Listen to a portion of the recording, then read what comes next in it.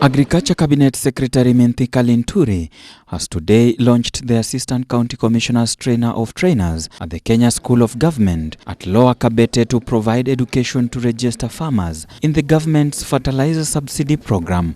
Na hii shughuli ya leo ni shughuli ya kuwafunza wale watu tunaita trainers of trainers. Na wale tunao jaribu kutrain ni ili waweze kufika kule mashinani kutrain wale wengine wale wataendesha shughuli hii ya kuwasajili wakulima wetu katika taifa letu la Kenya. As TOTs, you are a select team that has been entrusted to start off this program. This training will equip you with the requisite knowledge and skills necessary for the program. You will be required to diligently transfer and cascade this knowledge to the other officers and stakeholders across the country. In particular, upon conclusion of this training, you will be required to train the chiefs and assistant chiefs in your respective counties in preparation for the registration. During the month-long exercise, fertilizer will be distributed to registered farmers before the planting season commences.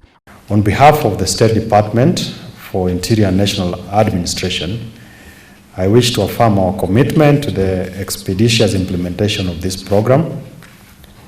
The robust and elaborate NGAO structure that comprises of 8 regions, 47 counties, 369 sub-counties, 978 divisions, 3,950 locations, and 9,043 sub-locations will ensure a coordinated registration process within the given timelines.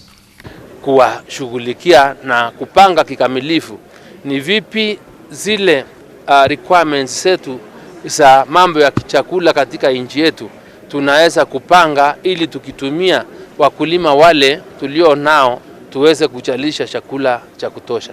Tunataka kuondokea hii aibu ya kila wakati kuko na kiangazi, kila wakati sisi ni nchi ambayo inaenda kuomba chakula.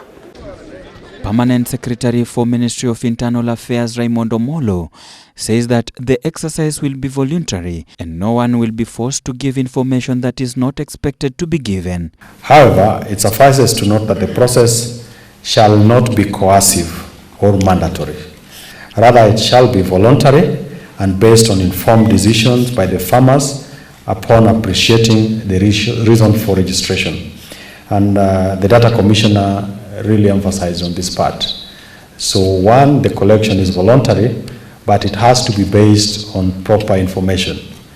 So we must equip our farmers with the information on why we are collecting their data, what that data is going to be used for, and also the assurance that it will be kept in the right way so that then it's not subject to abuse.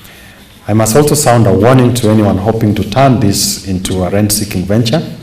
We expect you to uphold and demonstrate the highest level of inclusivity, integrity, and fairness throughout the registration process. Registration is free, and we will be decisive against dereliction of duty and indiscipline by any of our officers. He has asked all the government officials of NGAO to consider inclusion, integrity, and justice throughout the registration process.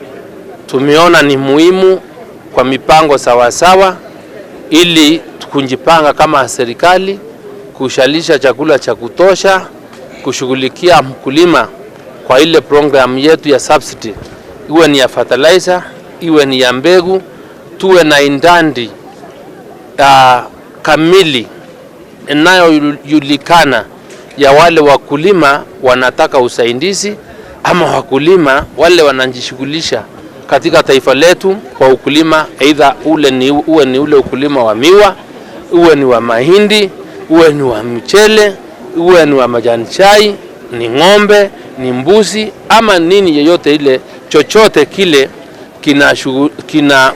kinahusikana na mambo ya ukulima ili tuweze kujipanga kama serikali. This comes after the government claimed that Kenya is ready to import food from abroad after the counties of northern Kenya witnessed hunger and livestock dying due to lack of pasture. For Ebru TV, Amode Francis.